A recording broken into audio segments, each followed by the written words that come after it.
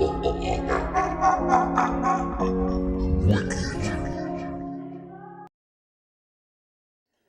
here. I'll let you know here. What's your name? Danielle, what's your name, baby? Marcia? Melissa? Get them both, these things cool, these little princess and strong black hands. Why don't you just have a seat right there, baby? There are 2 seats right there. All right? Yes, ma'am. I wanted to say that I was really impressed with what you said about Martin Luther King. If he had talked about integrating ourselves, you know, black Catholics, black Protestants, really a very strong point. Then I always think about what Jesus said about loving your enemy. He wasn't talking to the Jews or the Hebrews loving the Romans. He was talking about the Hebrews loving each other. And in that love, they would have really overcome the enemy, which was the Romans. And when Jesus really knew how to talk against the Pharisees, and I think your point was really very well taken, that if we stop loving the enemy, who's the white man, and start loving ourselves, West Indians and African Americans, West Indian, you know, from the Spanish Caribbean, and all of that, we just cover the diaspora, we'll be really cool, and I really appreciate it. Sandy Figueroa from Hostos Sister Community. Sandy Figueroa, give her a strong black hand.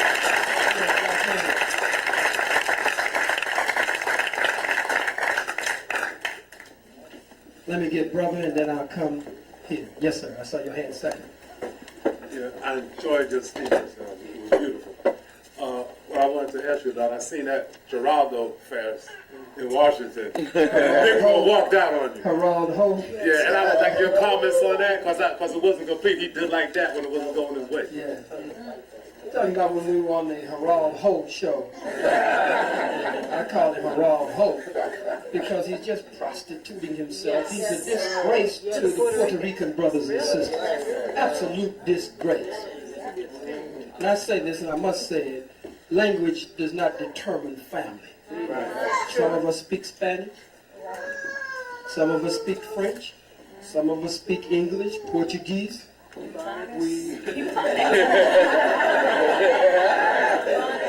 sure he's right? Yeah, I know she is.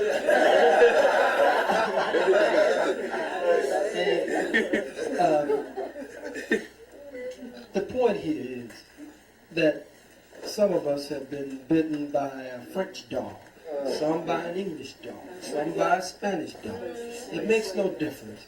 We've all been bitten by the same dog. It just speaks different languages. So when we walk the streets of New York or wherever we are, we can't be divided by language.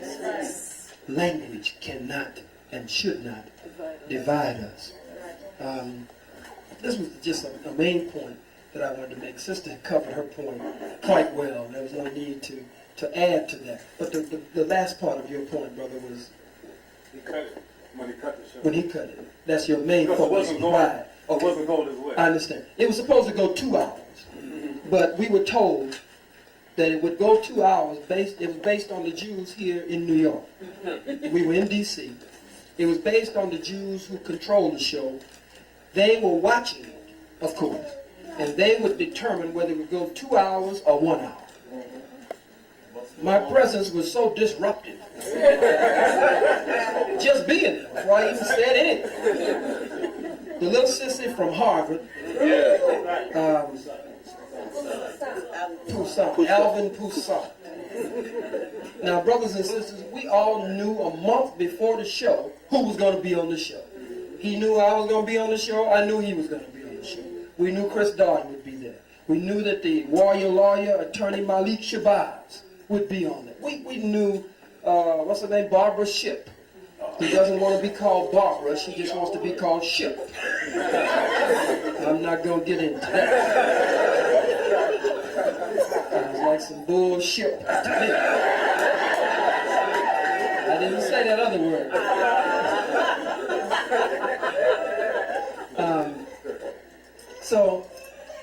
And the Negro from BET, Tavis Smiley. Tavis.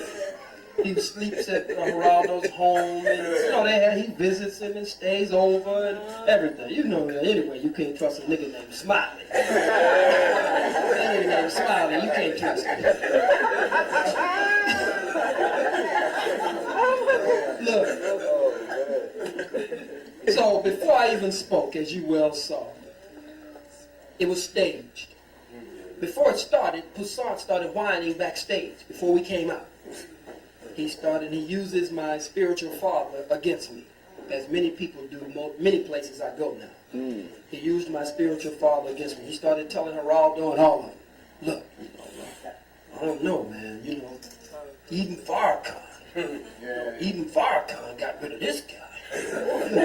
We can't be on here with him. He's subject to say anything. We can't be on. If Farrakhan got rid of him, that's rough. He was trying to say.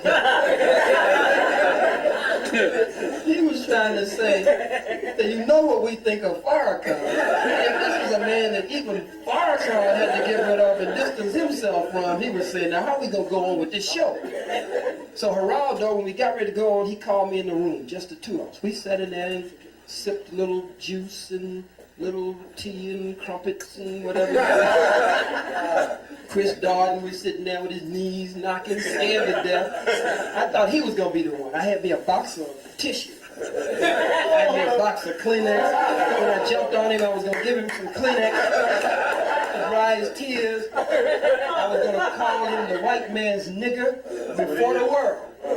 And I was going to say that he was just like a good, well-trained nigger from the plantation. That when the slave master had a nigger that had run away that he wanted to lynch, and the nigger got away before he could lynch him, he would send this nigger, this fast nigger that he had trained, to run the nigger down and bring the nigger back. And you'll notice that when they lost that case, Chris Darden just broke down and he just cried. Marshall Clark took it like a man.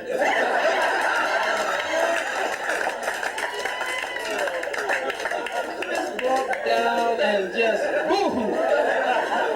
And I was going to say before the world that he was crying because he was begging the white man. He was telling the white man, don't get rid of me, boss. I know you wanted to lynch this nigga. I tried to catch the nigga for you. But the nigga's a Heisman Trophy nigga. The nigga used to hurt him and running through them airports. I tried, boss. I'm sorry I let you down. If we got some more niggas, I'll catch them. I was a good prosecutor. It's a good prosecutor. And I was going to give him this tissue. Then I had People magazine showing Marcia Clark with a new boyfriend who plays in a rock band or something. White boy. She had turned him away from her place. She had been letting him come in. He showed her one day and she wouldn't let him in. He cried again. Johnny Cochran said in an interview that Chris met him in the hallway and told him, look, you leave my woman alone. So I was going to just dog him for being the white man's nigga. But he sat there just as calm and he didn't get into nothing. But old Poussin, who's supposed to be one of America's great scholars, supposed to be a heavy Negro scholar, supposed to be a psychiatrist Negro, supposed to be skilled in the mind. That lets you know these Negroes ain't nothing.